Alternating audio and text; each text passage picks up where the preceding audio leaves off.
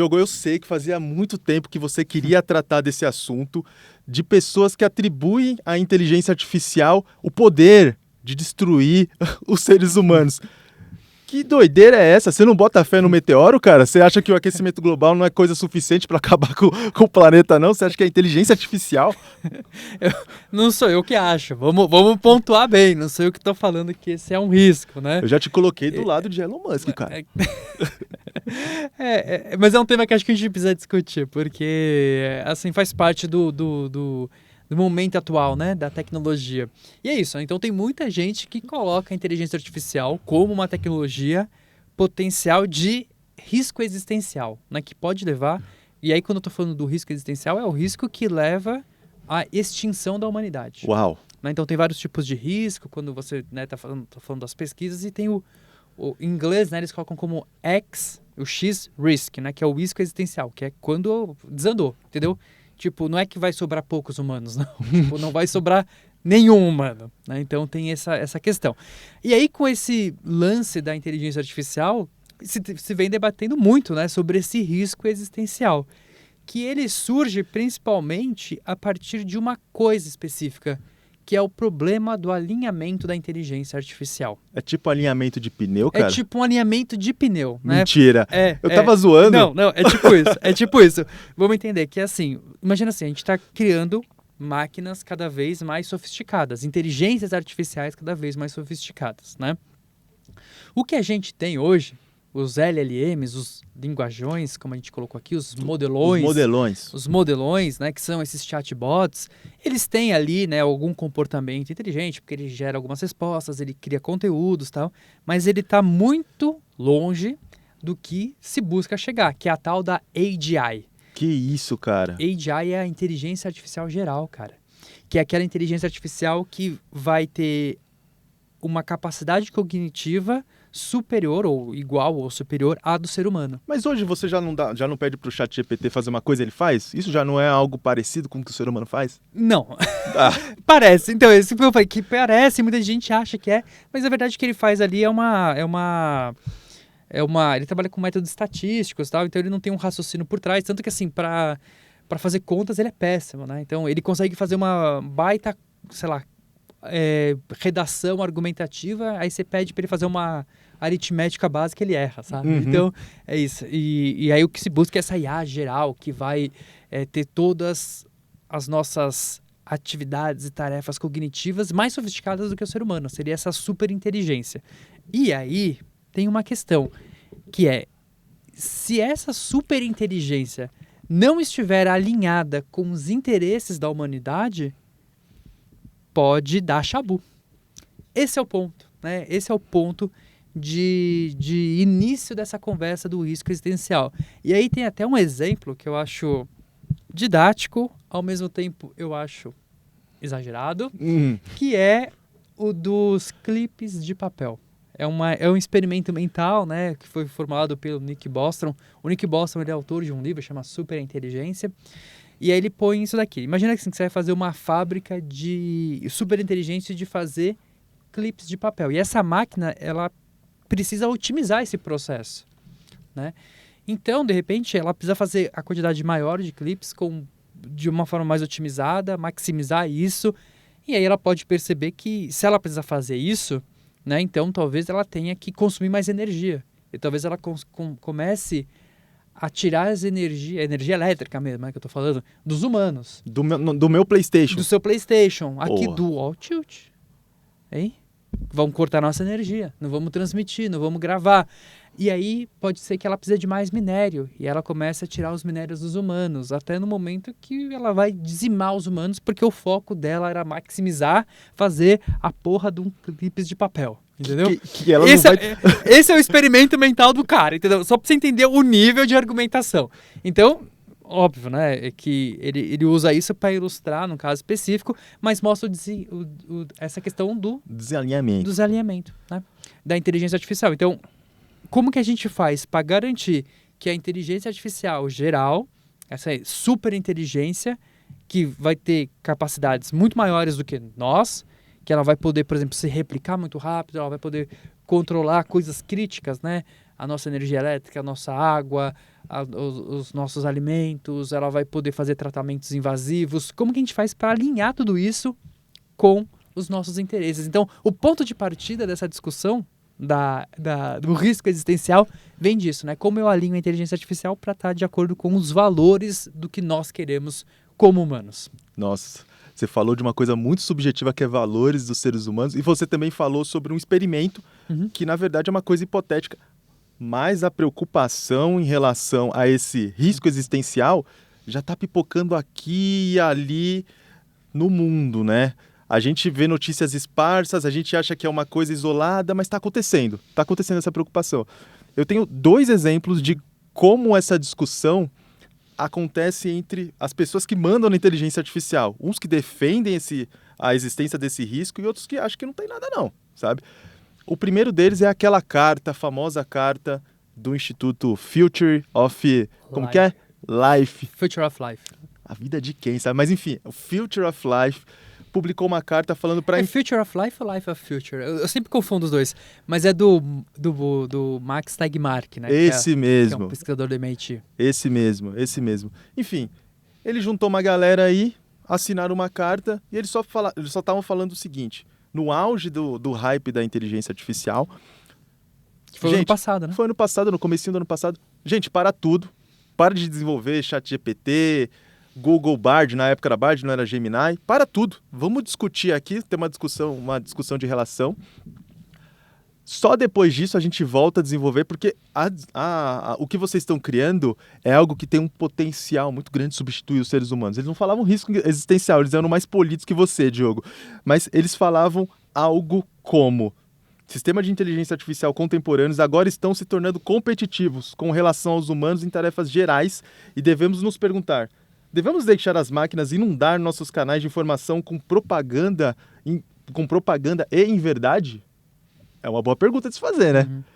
Devemos automatizar todos os empregos, inclusive os gratificantes, ou seja, aqueles que têm o maior salário? É outra pergunta boa de fazer.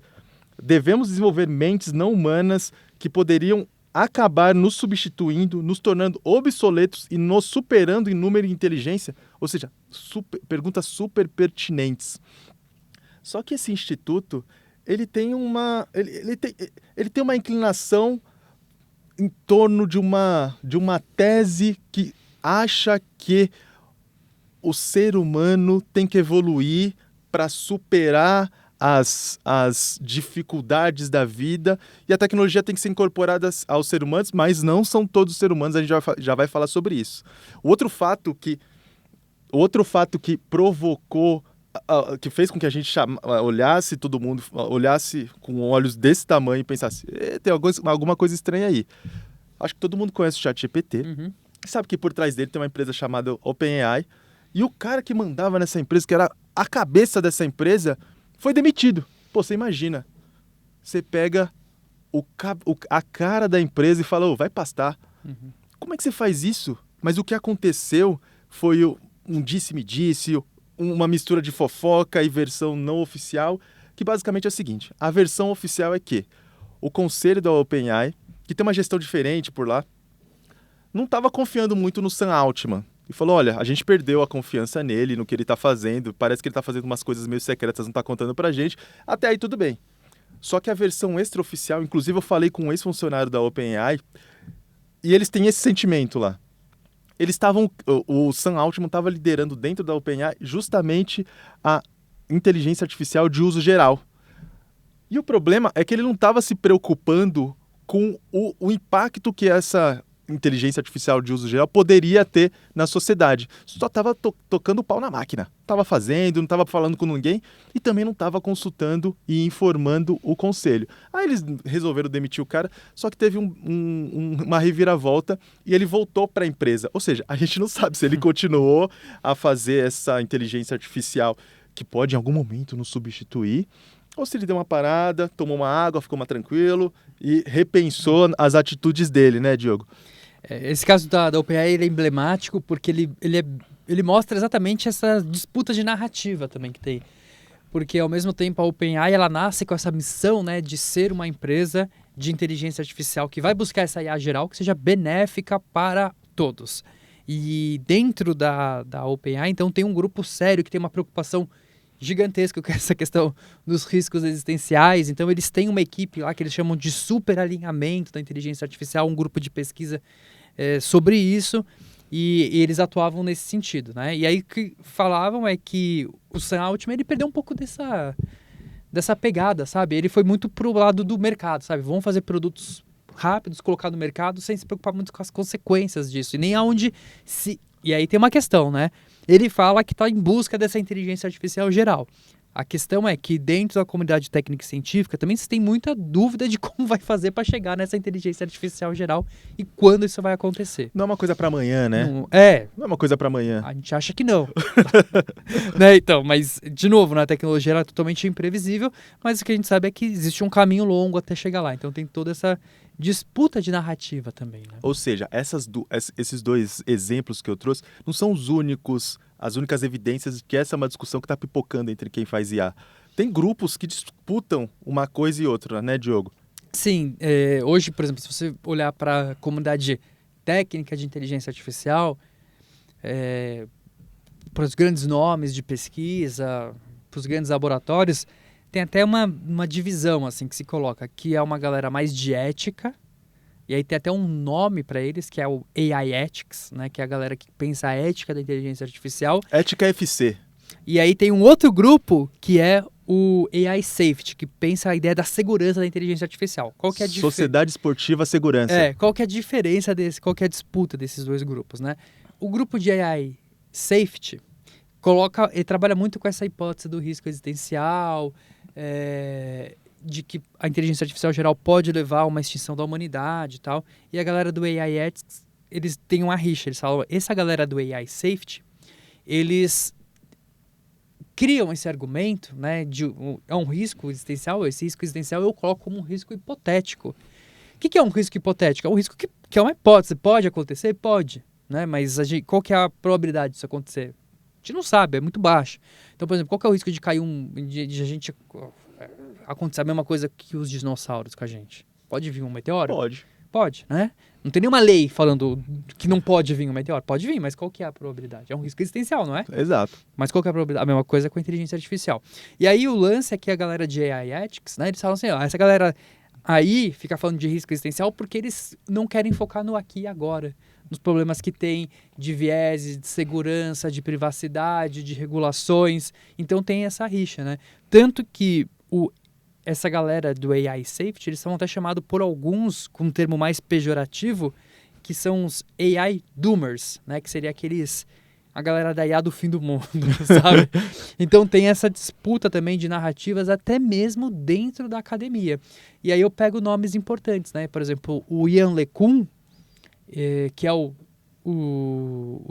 pesquisador-chefe da Meta, de IA, um dos maiores nomes de inteligência artificial, ele não é dessa linha do risco existencial, sabe? Falou, não, tem um monte de outro problema aqui que a gente tem que resolver. Que bom, né? Porque a Meta está implantando um sistema de inteligência artificial agora, que as pessoas vão começar a usar, e ela tem que se preocupar com ações urgentes. Exato. Se vai discriminar as pessoas, se vai reproduzir vieses que acontecem no nosso mundo, se vai tomar uma decisão que possa prejudicar alguém agora e não no futuro próximo toda a humanidade. Exato. E aí você tem outros nomes que são também relevantes, que eles acham e acreditam muito no risco existencial, né? Como o do Hinton, que era... De quem? Hinton. Hinton? Que era do Google. Uhum.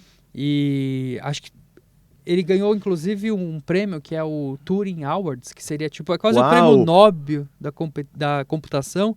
E aí foram 3 que ganharam, né? No mesmo ano. Porque eles foram considerados padrinhos da inteligência artificial. É o pai da inteligência artificial que tá falando que vai dar merda? Não. Esse é o problema. Um dos pais acha que vai dar merda e o outro pai acha que não, que é o Yann LeCun. Entendeu? É briga de família. É briga de família. Então, existe essa questão, assim, né, de narrativa também. O fato é que a gente pode entender isso como um risco existencial e tratar de alguma forma, né? Mas tem essa disputa de narrativas também. Mas tem um lance que é o seguinte, o papo tá muito sério, né, Diogo? O papo tá muito sério. A gente tá falando aqui de risco existencial, tá falando aqui sobre a humanidade acabar, mas eu gosto da fofoca.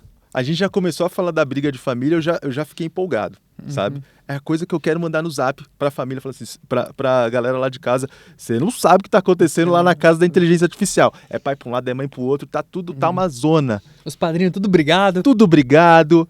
Um entra na sala, outro sai. É isso que eu quero saber. É isso que eu quero saber. E eu sei que tem uma galera que pensa umas coisas meio estranhas aí nesse instituto do Future of Life, né? É um papo aí que parece teoria da conspiração, meio sociedade secreta. Tem aperto de mão estranho?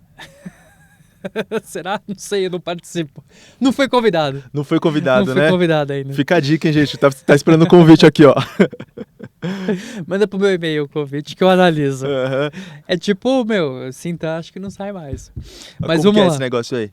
Mas acho que é o seguinte, acho que a gente entender, né, essa questão, eu acho que é legal você saber de onde veio, assim, acho que para entender todo esse movimento, né, que acontece por esse olhar para a inteligência artificial como risco existencial, acho que a gente tem que entender três principais movimentos, três movimentos filosóficos que guiam esse processo, né? O existencial não tá aí à toa, né? Não está aí à toa. Acho que são três correntes filosóficas que vão ajudando a impulsionar essa discussão. O primeiro deles é o transhumanismo. Já ouviu falar de transhumanismo?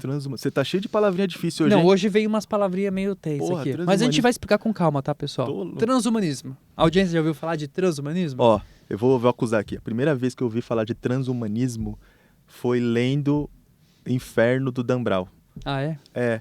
Lá tem um cara que é adepto disso. E aí o plano dele é matar metade da população mundial, porque ele tá achando que tem gente demais pressionando os recursos naturais. Se matar metade, acaba a guerra, acaba a fome, acaba a briga de família. Acaba a briga de família. Essa é a ideia genial dele. É a ideia genial dele. Então, e o transhumanismo é isso, né? Não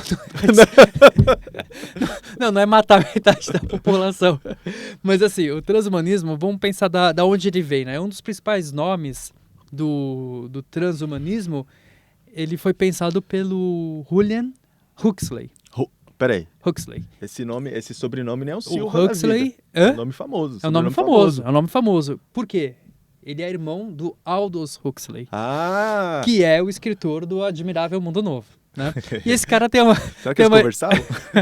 E esse cara tem umas histórias interessantes, sim. Porque ele foi um dos caras que começou a pensar o transhumanismo e escreveu, inclusive, também um dos manifestos. E o mais legal, o mais interessante, na verdade, é que ele foi o primeiro diretor da Unesco.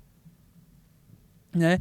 Então, a Unesco, poucas pessoas sabem, mas a ONU ela surge como uma forma de você proteger o mundo contra guerras, e a Unesco queria levar a humanidade para um próximo patamar. Né? Uhum. Então, o transhumanismo traz essa ideia de você reduzir e eliminar o sofrimento do mundo pela tecnologia. Então traz um olhar falando assim, ó, não menos antropocêntrico, sabe? Ó, o humano é bastante inteligente e tal, mas ele tem que cuidar do planeta também. E ele pode reduzir tanto o sofrimento dos outros, das outras espécies, do mundo e de si mesmo através da tecnologia. Então investe e acredita muito na tecnologia. Falando assim até parece bom, mas eu imagino que tenha outros movimentos, né? Qual que é o segundo? Tem outros movimentos. Aí tem o longo-termismo. Porra, de novo. Longo-termismo. O longo-termismo também é um movimento filosófico, mas que ele busca muito pensar na sobrevivência da espécie. E aí ele pensa no longo prazo, né? Então, pensando sempre no que vem a seguir. Só que isso também tem algumas questões, porque ele foca muito nas ações presentes, né? Pensando no futuro. E aí você acaba negligenciando os problemas atuais, os problemas que estamos vivendo hoje, né? E aí, por fim, tem um outro movimento que é o altruísmo eficaz. Parece hashtag no Instagram. O altruísmo eficaz também é uma filosofia, um movimento social, filosófico, que tenta aplicar assim, evidências e a razão, então, para tentar, de alguma forma, beneficiar os outros, né? Então, é a combinação desses três fatores. Acreditar muito no poder da tecnologia, é você focar muito no longo prazo e tentar usar muito a razão, né? Só que tudo isso tem alguns problemas, né? Então você pode, por exemplo, menosprezar alguns grupos, né? Você tem um olhar de uma visão ética, moral muito utilitarista, né? Então, por exemplo, às vezes para beneficiar um grupo maior eu posso prejudicar um grupo menor, né? Então tem essas contradições que existem dentro desse grupo também. Mas quando a gente está falando de risco existencial, esses principais nomes, eles acabam, de certa forma, envolvendo com alguma dessas correntes filosóficas, né? Ou seja, é gente que pensa inteligência artificial, mas pensa nos riscos de médio, longo, curto e longuíssimo prazo. Bom, Longuíssimo prazo. eu acho que a gente vai ter conversas para mais episódios como esse. E já sabe, né, gente? Se a gente não voltar no próximo episódio, os transhumanistas prevaleceram, a IA massacrou todo mundo e a gente não vai estar mais por aqui. Qual?